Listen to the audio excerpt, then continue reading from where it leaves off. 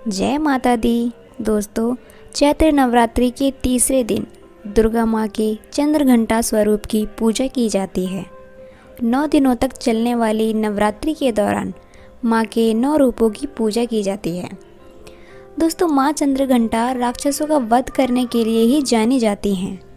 ऐसा माना जाता है कि वह अपने भक्तों के दुखों को हर लेती हैं। इसलिए उनके हाथ में धनुष, त्रिशूल, तलवार और गदा होता है और देवी चंद्रघंटा के सिर पर घंटे के आकार का अर्धचंद्र नजर आता है।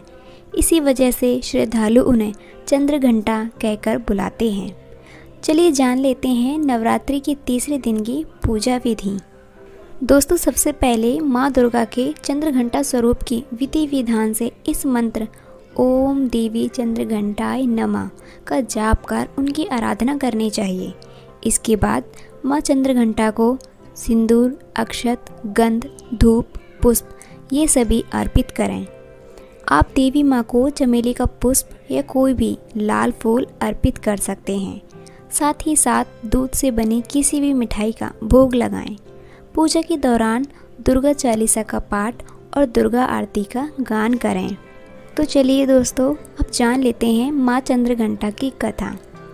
कथा के अनुसार माँ चंद्रघंटा असुरों के विनाश हेतु माँ दुर्गा के तृतीय रूप में अवतरित हुई थीं। दोस्तों, माँ चंद्रघंटा भयंकर दैत्य सेनाओं का संहार करके देवताओं को उनका भाग दिलाती हैं और भक्तों को वांछित फल दिलाने वाली हैं और वह संपूर्ण जगत की पीड़ा का नाश करती हैं, जिससे समस्त शास्त्रों का ज्ञान होता है। वह मेघा शक्ति माँ चंद्रघंटा हैं। दुर्गा भव सागर से उतारने वाली भी माँ चंद्रघंटा हैं और अपना मुख मंद मुस्कान से सुशोभित निर्मल पूर्ण चंद्रमा के बिंब का अनुकरण करने वाला और उत्तम स्वर्ण की मनोहर कांति से कमनीय है। तो भी उन्हें देख महिषासुर जैसा राक्षस क्रोधित हुआ और सहसा उसने उन पर प्रहार कर दिया।